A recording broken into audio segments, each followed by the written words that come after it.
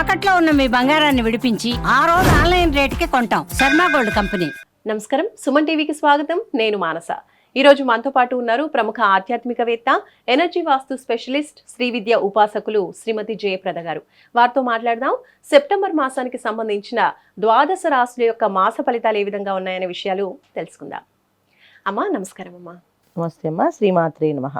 అమ్మ, ముందుగా సెప్టెంబర్ మాసంలో 12 రాశుల యొక్క రాశి ఫలితాలు ఏ విధంగా ఉన్నాయి, వాళ్ళ గ్రహ సంచారం ఏ విధంగా ఉంది అనే విషయాలు తెలుసుకోవాలనుకుంటున్నాం. అంతకన్నా ముందు ఈ సెప్టెంబర్లోనే సెప్టెంబర్ 7న చంద్రగ్రహణం కూడా ఉంది. కాబట్టి ఆ గ్రహణం గురించి, గ్రహణం ప్రభావం గురించి, దాంతోపాటు 12 రాశులకి సంబంధించి గ్రహ సంచారం ఏ విధంగా ఉంది అనే విషయాలు కూడా తెలియచేయండి. చంద్రగ్రహణం అనేది మనకి 7వ తారీఖే వస్తుంది, అంటే మొదటి వారంలోనే వస్తుంది కనుక కాస్త దీని ప్రభావం అనేది అన్ని రాశుల వాళ్ళకి ఉంటుంది. ఇప్పుడు ఈ రాశికి బాగుంటుంది, ఈ రాశికి బాగుండదు అని కాకుండా అన్ని రాశులకి ఈ ఇబ్బంది అనేది ఉంటుంది.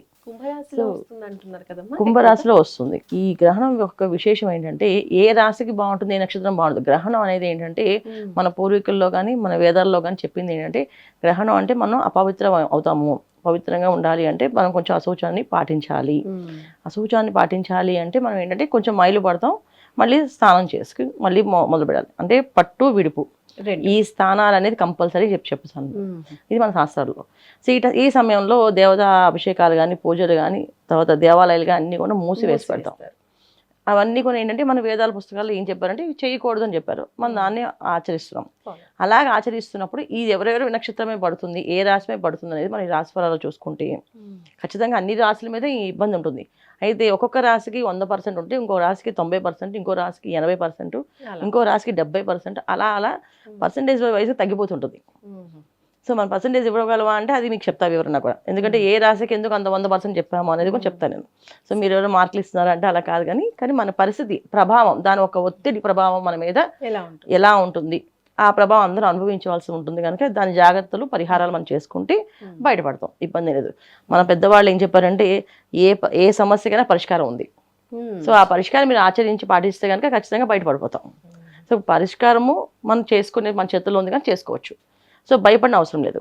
సరే అమ్మా, అయితే ముందుగా ఈ మాసంలో గ్రహ సంచారం ఏ విధంగా ఉంది అనేది తెలియజేయండి. తప్పకుండా. ఈ మాసంలో మన గ్రహ సంచారం చూస్తే సింహరాశిలో రవి.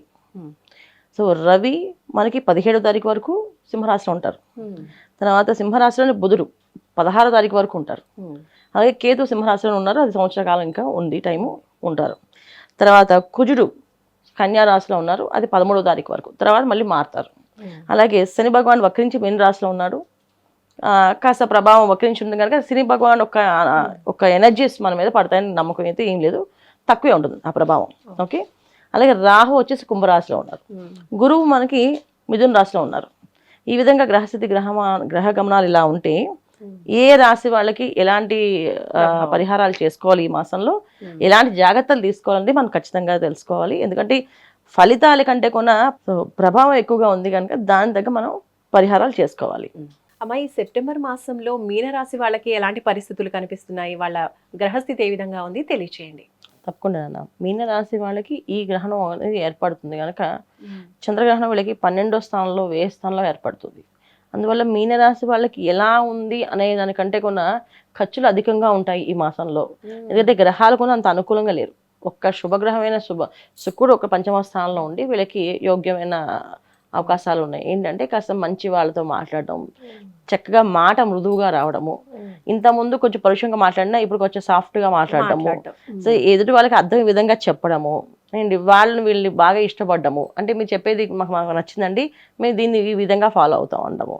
అదే ఉద్యోగస్తుల్లో, వ్యాపారస్తులకి కాస్త సులువుగా అర్థమయ్యే విధంగా ఒక ప్లానింగ్ స్టార్ట్ చేసుకోవడం, అంటే ఇలా చేసుకుంటే ఇలా టీం వర్క్ చేస్తే బాగుంటుంది, సో ఇలా మనం హార్డ్ వర్క్ చేసుకుంటే అందరం కలిసి ఇలా టీం వర్క్ చేద్దాము అని చెప్పి ప్లానింగ్స్ ఇవ్వడము, వీటిల్లో వీళ్ళకి అన్ని అనుకూలంగా కనిపిస్తున్నాయి. ఎందుకంటే 4వ స్థానంలో గురువు, 5వ స్థానంలో పూర్తి శుభగ్రహమైన శుక్రుడు. సో ఇద్దరు 2 శుభగ్రహాలు 4వ స్థానం ప్లస్ 5వ స్థానంలో ఉండడం వల్ల ఏంటంటే కొన్ని పనుల వరకు వీళ్ళకి చాలా చాలా ఫాస్ట్గా, చాలా సూపర్గా జరుగుతాయి. అయితే ఆర్థికపరమైన ఇబ్బందులు కొంత కాస్తంత అధిక ఖర్చులు. ఆర్థికపరమైన ఇబ్బందులు అంటే ఏంటి అంటే ఆర్థికపరమైన ఇబ్బంది వచ్చిన సార్లు వచ్చినట్టు ఖర్చు అయిపోతుంటుంది. అలాగే వ్యాపారంలో పెట్టుబడి పెడుతున్నా దాని తగ్గట్టు లాభాలు వస్తాయి అనుకుంటా, కానీ దాని తగ్గట్టు ఖర్చు కూడా అలాగే అనిపిస్తుంది. సో లాభంలోకి వెళ్తున్నాం అనుకుంటున్నా ఖర్చు అధికంగా అవుతుంది. సప్తమ స్థానంలో కూర్చుండడం వల్ల కాస్త అగ్రెసివ్గా మాట్లాడే అవకాశాలు, కొంత పరుషంగా అప్పుడప్పుడు, మామూలుగా ఎంత మృదువుగా సాఫ్ట్గా మాట్లాడినా కాస్త కోపము, కాస్త గట్టిగా సమాధానం చెప్పడం, తెలియకుండానే మనలో ఒక అహంకారాన్ని తీసుకొస్తాడు.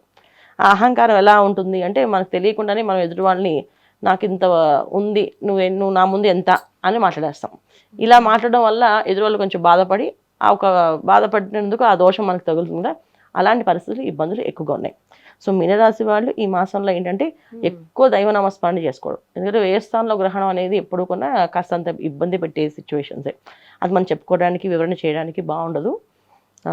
కాకపోతే జాగ్రత్తగా ఉండాల్సిన అవసరం అయితే ఖచ్చితంగా మీనరాశి వాళ్ళకి ఉంది. ఎటువంటి విషయాల్లో అంటే అన్ని విషయాల్లోని, ఇప్పుడు ఈ విషయం ఆ విషయం అని కాకుండా అన్ని విషయాల్లోని వీళ్ళు చాలా జాగ్రత్తగా ఉండాలి. మనం చెప్పేది ఎప్పుడు కూడా గోచార ఫలితాల్లో జరిగే విషయాలు. సో మీనరాశి మీనలగ్నం అయితే చాలా ఇంపాక్ట్ ఎక్కువగా ఉంటుంది వీళ్ళకి. అది మీనరాశి లగ్నం వీళ్ళది ఏ ధను లగ్నమో, మనకి ఏ సింహ లగ్నమో, ఈ మిథున లగ్నం అయితే అంత ఇంపాక్ట్ ఉండకపోవచ్చు. సో లగ్నాల వైజ్గా చూసుకుంటే కొంచెం బాగానే ఉండొచ్చు. కానీ సేమ్ లగ్నం సేమ్ రాసినప్పుడు కాస్త ఇబ్బంది పడవచ్చు. అదే వాళ్ళ రాశి మీనరాశి కర్కాటక లగ్నం అయితే చాలా కష్టాలు ఎక్కువగా ఉంటాయి. కొంచెం ఏదైనా అష్టమ స్థానంలో వాళ్ళకి గ్రహణం, వీళ్ళకేమో వ్యయ స్థానంలో గ్రహణం, రెండు కూడా ప్రమాదమైంది. ఇప్పుడు అలా అని మనకి ఈ ఫలితాలు అనేది ఇలాగా ఈ మాసంలో వీళ్ళకి కొంచెం తారుమారు అయ్యే అవకాశాలు ఎక్కువగా ఉన్నాయి. సో ఏదైనప్పటికీ కూడా మీరు ఈ మాసంలో ఎక్కువగా దైవనామస్మరణ చేసుకుంటూ ముందుకు వెళ్తే అన్ని విజయాలు సాధించే అవకాశం ఉంటుంది. ఇంకొకటి ఏంటంటే మీరు చేసుకోవాల్సిన విషయాల్లో వ్యాపారం కానీ, ఉద్యోగం కానీ, లేకపోతే కొత్తగా ప్రయత్నం చేస్తున్నావు అని అనుకుంటే ఆ ప్రయత్నాలు మీ జాతకాన్ని పరిశీలన చేసుకోండి. పర్సనల్గా నాకు దశ అంత దశలు యోగిస్తున్నాయా, వ్యాపారం చేయగలుగుతామా, లేదా ఉద్యోగం చేయాలి నేను అనేది మీరు ఒకసారి పరిశీలించుకొని ముందుకు వెళ్తే చాలా మంచిది. ఎందుకంటే ఈ గ్రహణం ఒక ఇంపాక్ట్ ఖచ్చితంగా ఒక 6 నెలల నుంచి 7 నెలల దాకా ఉంటుంది, అందరిపైన ఉంటుంది. సో ఈ రాశి వాళ్ళు ఖచ్చితంగా చూపించుకున్నా, ఖచ్చితంగా నేను నా జాతకంలో నాకు యోగం బాగుందా, నేను చేసుకోవచ్చా వ్యాపారం ఇప్పుడు అంటే చేసుకోండి, అది మీ పర్సనల్ జాతకం చూపించుకోండి. అమ్మ, మరి మీనరాశి వాళ్ళు దైవారాధన ఎక్కువగా చేసుకోవాలి అంటున్నారు. ఏ దైవాన్ని ఎక్కువగా ప్రార్థించాలి, అలాగే ఏ పరిహారాలు పాటిస్తే మంచిదంటారు? తప్పకుండా నాన్న, మీనరాశి వాళ్ళు ఈ మాసమే కాదన్న, ఈ సంవత్సరం అంతా కూడా ఈ సంవత్సరకాలం వీళ్ళకి ఏళ్ళనాటి శని ప్రభావంలో ఉన్నారు. వీళ్ళు శని భగవాన్ ఇప్పుడు ఒక్కరించి ఉన్నారు.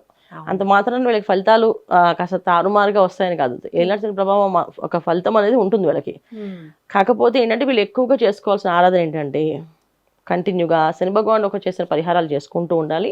అలాగే కుజ సప్తమ స్థానం కుజున్నారు, అలాగే వీళ్ళకి వ్యయ స్థానంలో గ్రహణం ఒక ఇంపాక్ట్ ఉంది కనుక హనుమాన్ చాలీస ఎక్కువ చదవడం, హనుమాన్ చాలీస చదువుకోవడం, ఎక్కువ హనుమాన్ చాలీస రోజుకి 11 సార్లు చదవడం కానీ, 11 ప్రదక్షిణాలు చేయడం ఆంజనేయ స్వామికి, ప్రతి మంగళవారం శనివారం ఖచ్చితంగా ఆలయాలకు వెళ్ళడం, మంగళవారం అప్పాల మాల, శనివారం వడమాల వీళ్ళు వేయించుకుంటూ ఉంటే స్వామివారి దగ్గర అర్చన అభిషేకం చేయించుకొని ఈ మాల ఆ స్వామివారికి వేస్తే వీళ్ళకి అన్ని అనుకూలంగా జరుగుతాయి. ఓం నమో హనుమతే నమః. అమ్మ, వడమాల అనేసరికి అందరూ 108 వేయాలా, 51 వేయాలా అని కూడా సందేహిస్తూ ఉంటారు.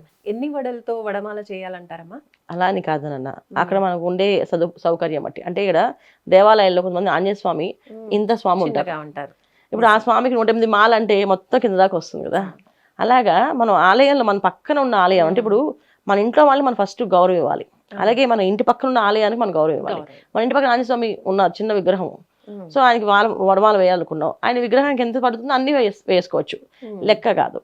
సో నైవేద్యం గిన్నెలో వేసి నైవేద్యం పెడతాం. నైవేద్యం పెట్టినప్పుడు 21 నైవేద్యం లేదా 11, ఈ సంఖ్య చాలా మంచిది, అలా పెట్టచ్చు. ఇలా నైవేద్యం పెట్టడము. లేదా ఇంకా ఎక్కడైనా ఆంజనేయ పెద్ద ఆంజనేయ గుడికి వెళ్తున్నాం, అక్కడ 108 మాల ఆయనకి ఎక్కడ వస్తుంది, ఇక్కడే వస్తుంది. అప్పుడు ఆయనకి 500, 1000 మాల వేస్తుంటాం. అలా అంటే ఒక్కొక్క ఊర్లో ఒక్కొక్క స్పెషల్ ఉంటుంది ఆలయాల్లో. అలాగే ఒక్కొక్క గుళ్ళో ఒక దేవతామూర్తి ఒక స్పెషల్ ఉంటుంది.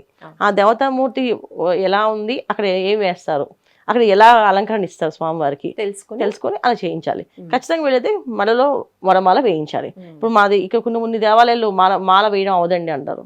సో వేసే దేవాలయానికి వెళ్ళండి, ఇక్కడ నైవేద్యం పట్టించండి. ఇక్కడ అరటిపళ్ళు, ఇంకా పానకంకి సంబంధించిన బెల్లము, అసలు దీపాలకు సంబంధించిన నువ్వుల నూనె ఇవన్నీ ఇవ్వడము, ఇంకా అక్కడికి వెళ్ళి మాల వేయించడం, ఇలా చేయించుకుంటూ వెళ్తే చాలా విశేషం. ధన్యవాదాలమ్మా, నమస్కారం. నమస్తే అమ్మా, శ్రీమాత్రే నమః. చూస్తున్నారు కదండి, ఇది మీనరాశికి సంబంధించిన సెప్టెంబర్ మాస ఫలితాలు. అలాగే గ్రహణ ప్రభావం కూడా వీళ్ళపైన ఎక్కువగా ఉంటుంది, ఏలినాటి శని కూడా ఉంది అంటున్నారు. కాబట్టి తప్పకుండా అమ్మ చెప్పినటువంటి పరిహారాల్ని పాటించండి. చూస్తూనే ఉండండి సుమన్ టీవీ. నమస్కారం.